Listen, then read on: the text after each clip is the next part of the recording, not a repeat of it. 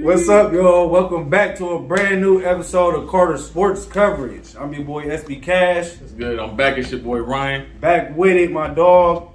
And what's good, man? Welcome back to a new episode. So, on this episode, we got a couple things to get into. It's not been too much going on the trade front in the NFL this week, but it is some new news with some new NFL rules and things going on. And I also want to discuss some Chief things about the Chiefs. And then in the NBA, we'll talk about Paul George returning. Lakers falling to the 11th spot and the play-in spots, the last four that's left for that. So, before I get into everything, you know how we do. Shout out to Feed Me Sandwich Kings. Come get you a sandwich. You already know. And shout out to DJ Marv. Keep going hard. You feel me? Now let's dip deep into this episode. Dive deep. Let's get it.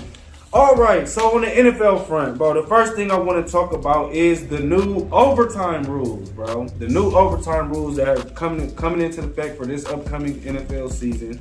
Where it is, as y'all know, we've been sudden death. No, has it been that? It was if you get the ball first and you go down and you score a field goal, then the other team get a chance. But if you go down and score right away, it's over. Right. So it was low-key sudden death if you score a touchdown, but they started giving people... I remember it used to just be straight, period. Yeah, but now then they did that for, I don't know how long, but now both teams will get a possession in overtime. I like it. Yeah, I was going to say, how you feel about this? I'm with it. They went the college route low-key. It's definitely the college route. I'm pretty sure they're not going to follow all the way through the college. You know, the college, you get in, the 25, something like that, 20? Right. College is close. Right, true. I think it's going. I wonder if they're going to just, you feel me, kick off like you do it. I don't know how they really going to do it. Like, you feel me, you go down there and score. So I wonder if is it still like if you go down there and score right away, it's over? Nah, or no matter what, the other team gets possession. Yeah, so like if they score a touchdown, you get a chance to score. I'm with that. But that low-key makes it interesting because it's like, say that team go down there and get 3, then you get the possession and you score.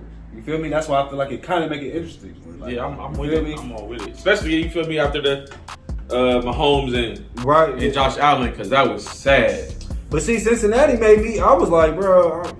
Everybody was saying everybody need a fair shot in OT, but Cincinnati made me believe like it really don't matter about that. Like if you get your stop, I mean, yeah, because everybody thought they was done when they didn't get the ball in OT. Right. So it was like they proved us wrong in that situation. But when that Josh Allen, he was you feel me? He was dealing, and he I think crazy. It's Everybody already felt like if they was getting the ball back, they was gonna go right down there and do the same thing. So I'm with it. Right, and it's for games like that, games that everybody's clicking. I feel like. Everybody it's not fair. That's that first thing like that higher it. scoring, so they just keep going back and forth. That's you feel me. That's better for business.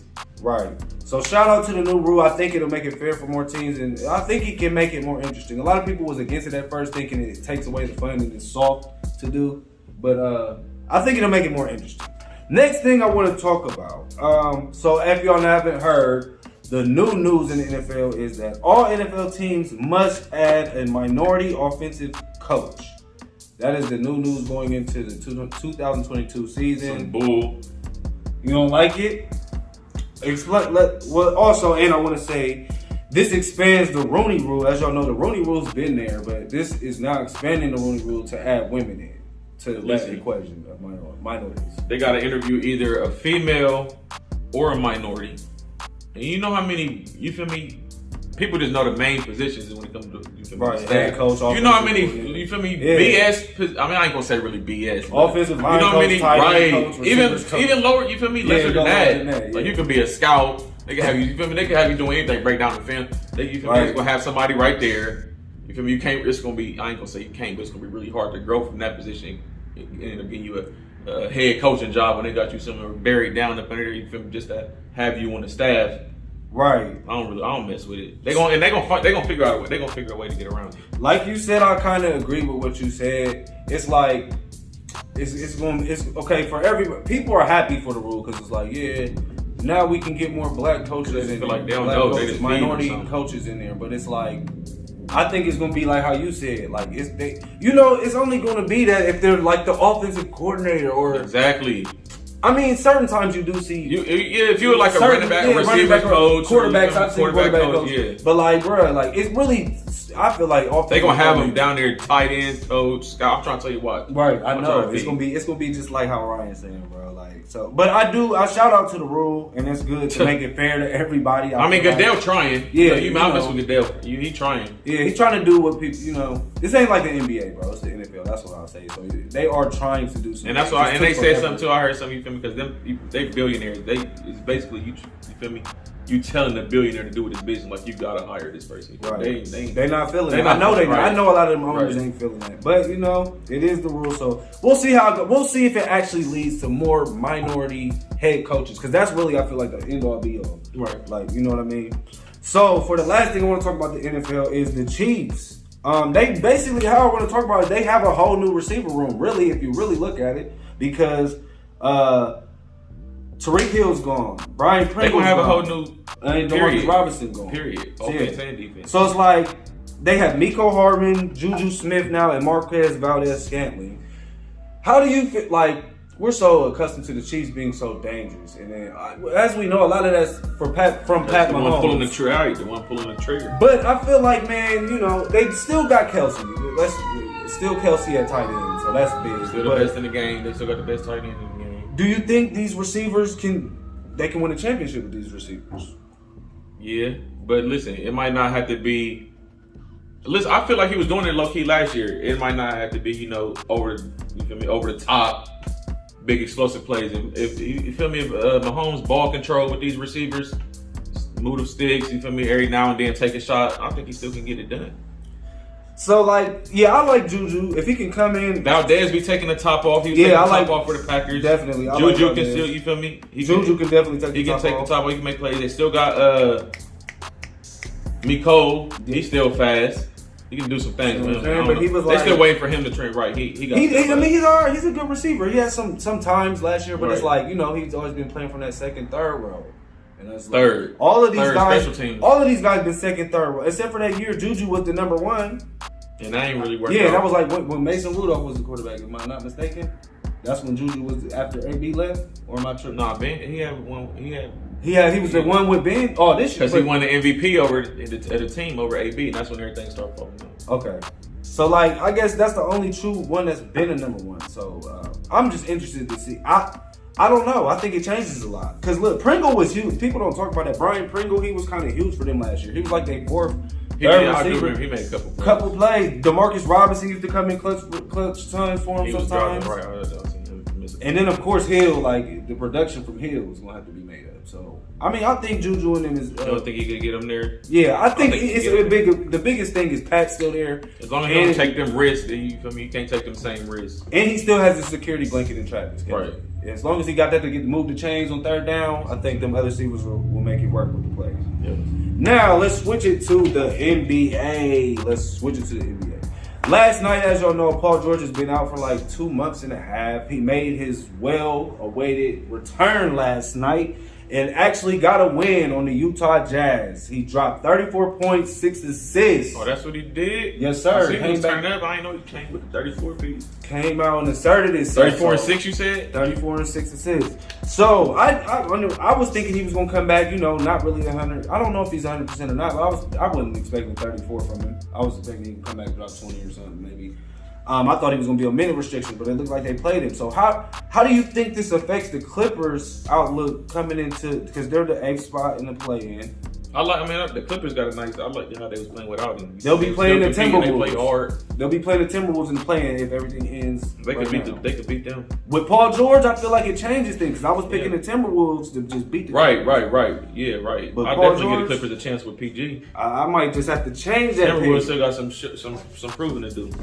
I like the Timberwolves. They scrappy this year, getting Beverly and Carl's playing a lot better. Right, D'Angelo playing a lot better. I ain't really heard too much about D'Angelo, but I've seen the Big Cat balling. I ain't heard too much about. He's been hurt now. He's been hurt a lot this season, in and out. But I know D'Angelo is playing better this year than he did when he first got there last year.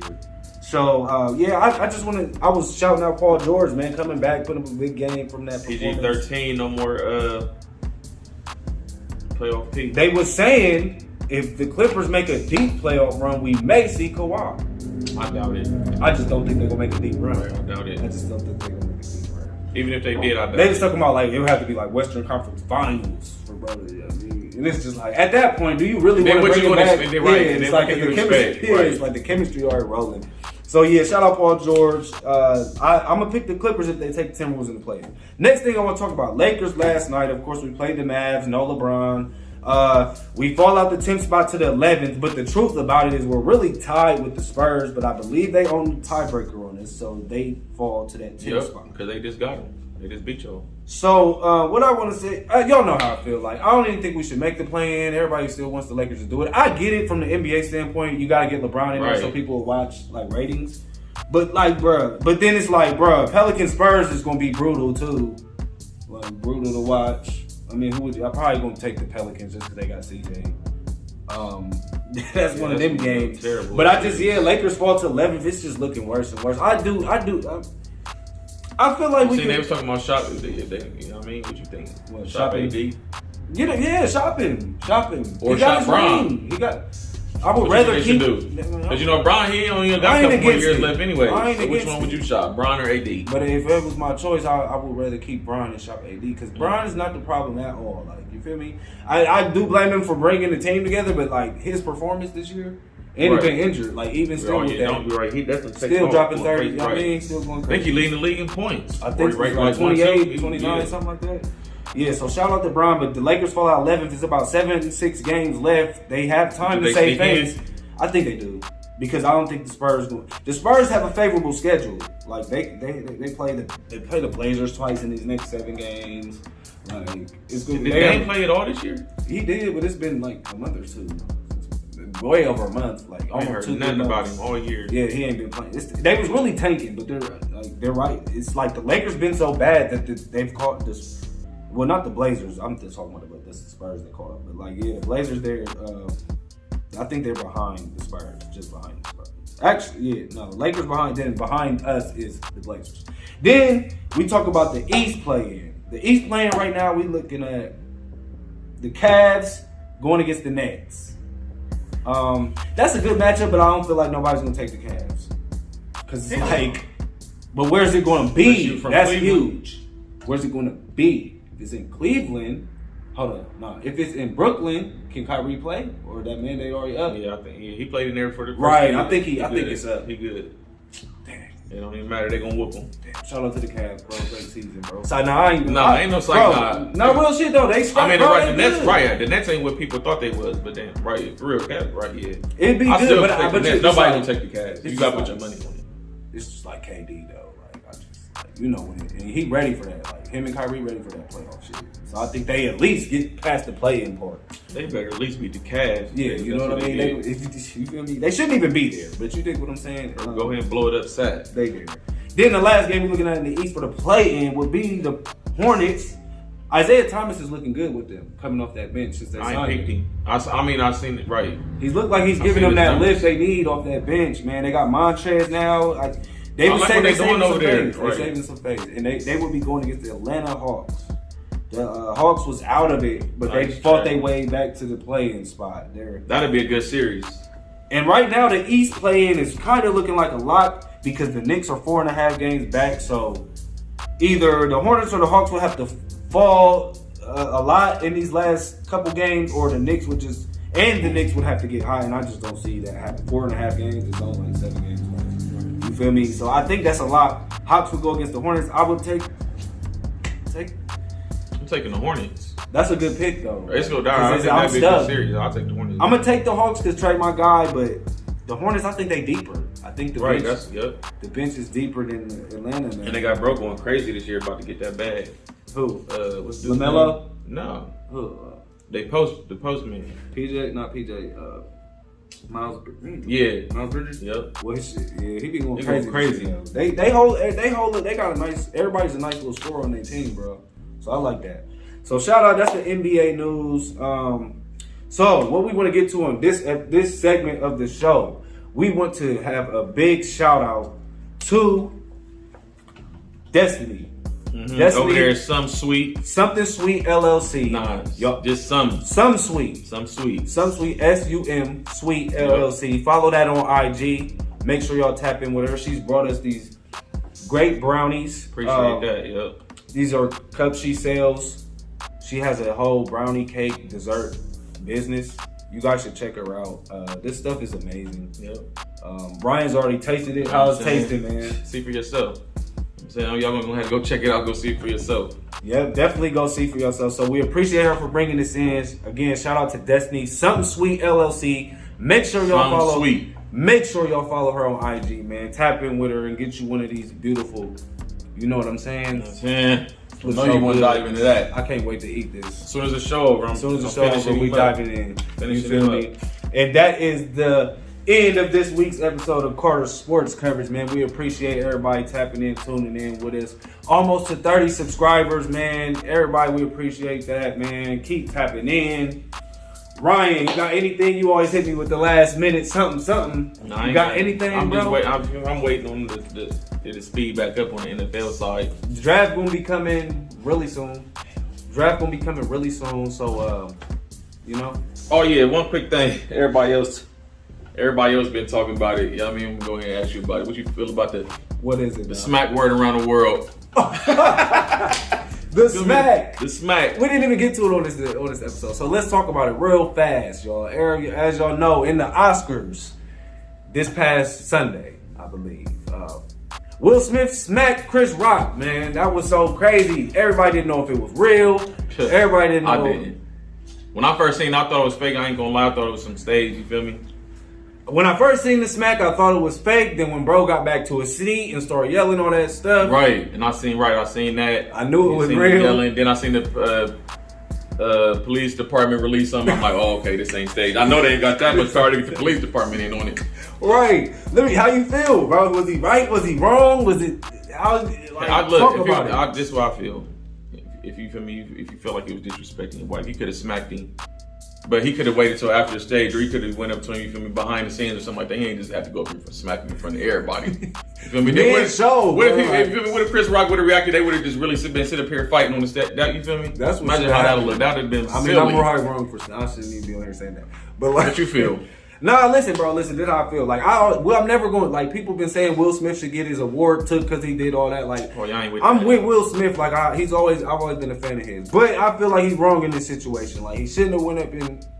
Chris did what everybody does at award shows. Tell jokes. Like, people always come on. This is every year. Like, I'm pretty sure nobody's new to this. They come on stage. They tell a couple jokes about people in the crowd. Everybody laughs and they get to the show. Like, that's basically what Chris Rock was doing. And then the joke just hit a little too hard this time. It was for me. She got a little condition or something. I will say, it's like 25% Will, 75% Chris Rock for me. Because I understand him standing up for his wife. I just feel like it didn't even deserve that reaction. Right then. If he would have smacked him behind the stage, he could have definitely addressed. Yeah, if he would have been off stage, I don't think anybody would be tripping. But it was like right in front of everybody. Then you just really went embarrassed, bro. Just smacked him. Why he trying to present something like he came up there smacking? But like, shout out to. I think it worked in both their favors. Will end up winning the Oscars. And Chris Rock's comedy tour they both gonna get money out of it. Crazy. They both about to get crazy money out of it. You know they both gonna spend it. That's a weird way Black excellence works, I feel like, man. You know what I mean? They both won off the situation. So shout out to Will, shout out to Chris Rock, man. It's Carter Sports Coverage. We out, man. See y'all next week. Yeah.